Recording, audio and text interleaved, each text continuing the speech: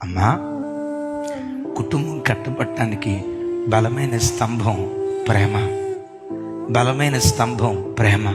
నీ ఇల్లు చక్కగా కట్టబడాలంటే 2 రోజులకోసారో 3 రోజులకోసారో పిల్లలను దగ్గర కూర్చోబెట్టుకొని ప్రేమగా మాట్లాడు. భార్యను దగ్గర కూర్చోబెట్టుకొని ప్రేమగా మాట్లాడు. కనీసం వారానికి ఒకసారి అయినా కుటుంబ సమేతంగా ఒకసారి ఒక చోట కూర్చొని అడుగు, రే నాన్న, నీకేమైనా బాధ ఉందా? నీ తండ్రిని రా, నాకు ఈ భూమి మీద ఆశ అంటూ ఏదన్నా ఉందంటే అది నువ్వేరా. నీ కొరకేరా రెక్కలు ముక్కలు చేసుకుని ఇంత కష్టపడుతున్నా.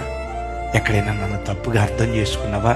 రా నాన్న, కూర్చో అని లాలించేటప్పుడు లాలనగా, ఆ లాలన మాటలతో పిల్లలకు ప్రేమను పంచేవారిగా ఉండాలి. బైబిల్లో ఒక విచిత్రమైన మాట రాసింది. దానికి అర్థం తెలిసిన వాళ్ళు చేయొద్దండి. లోపట ప్రేమించుట కంటే బహిరంగంగా గద్దించుట మేలు. ఒకసారి చెప్పండి. లోపట ప్రేమించుట కంటే బహిరంగంగా గద్దించుట మేలంటే పదే గద్దించమని కాదు. నీ గుండెల్లో ప్రేమ పెట్టుకొని ఆ ప్రేమ నీ పిల్లల దగ్గర వ్యక్తపరచకపోతే దాని వలన ప్రయోజనం ఏంటి? Express your love. నీ పిల్లల పట్ల నీ గుండెల్లో ఎంత ప్రేమ ఉందో.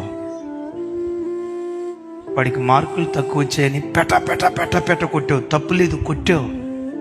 కొట్టిన తర్వాత వాడు స్కూల్కి వెళ్ళాడు, నువ్వు డ్యూటీకి వెళ్ళావు. డ్యూటీకి వెళ్తా ఈరోజు ఆయన భలే బ్రహ్మాండంగా కొట్టా, ఇంకా ఉతకాల్సింది అసలు అని అనుకుంటావా? నా బిడ్డను కొట్టేనే.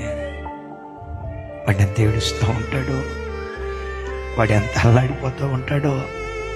ఒకవేళ సైతానుగాడు వాడిలో చొరబడి ఇంటికొద్దు ఎటొకటి వెళ్ళిపోదామని సైతానుగాడు వాడు ఏమన్నా రేపు ఉంటాడేమో, నా బిడ్డను మరీ అంతగా కొట్టకుండా ఉండాల్సింది అని 2-3 దెబ్బలేసి ఒక తండ్రిగా దినమంతా ఏడుస్తావు కదా.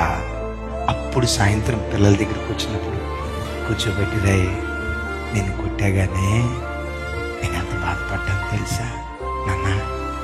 నేను కొట్టే ప్రతి దెబ్బ నీకు క్రమశిక్షణ నేర్పడానికే కానీ కోపం తీర్చుకోవటానికి కాదురా. నువ్వు కాక నాకెవరున్నారు?